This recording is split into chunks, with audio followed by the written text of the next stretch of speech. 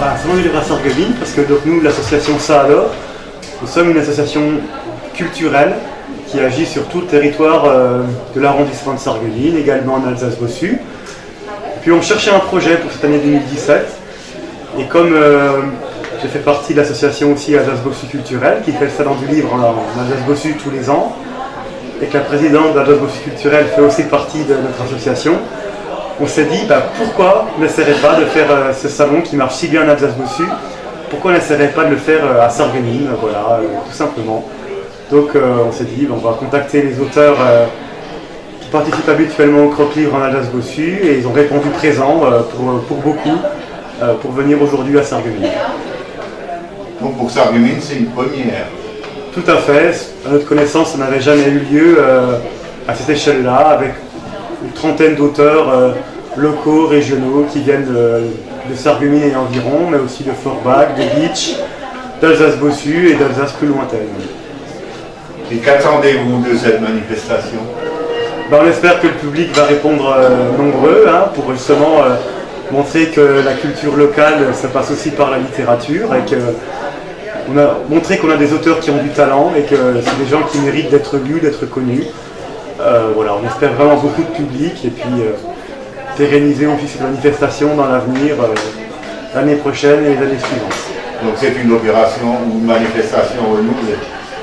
On a l'intention et on l'espère vraiment de toutes nos forces.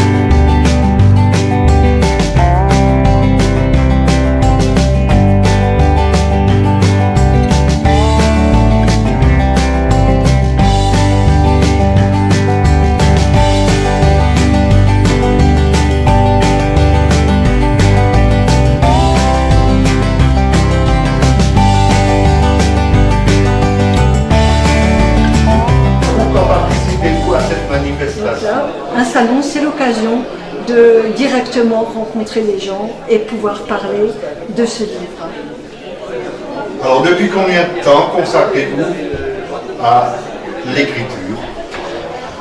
En fait, j'ai toujours écrit depuis enfant. J'ai tenu un journal, et par la suite, je suis allée chez les Amérindiens, d'abord au Canada.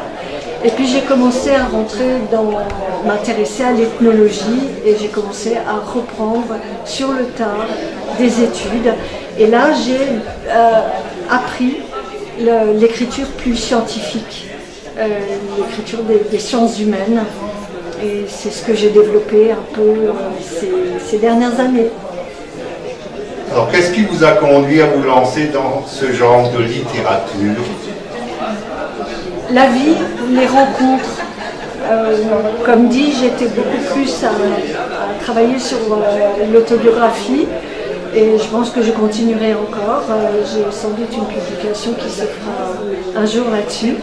Et là, il s'est avéré que j'ai été chez les Amérindiens, que j'ai voulu rendre hommage à mon professeur. Et du coup, j'ai été dans cette direction de parler des Amérindiens de Guyane, et de permettre à d'autres auteurs dans le livre, dont lui, Éric Navet, de parler des Amérindiens. Donc c'est la vie, je dirais.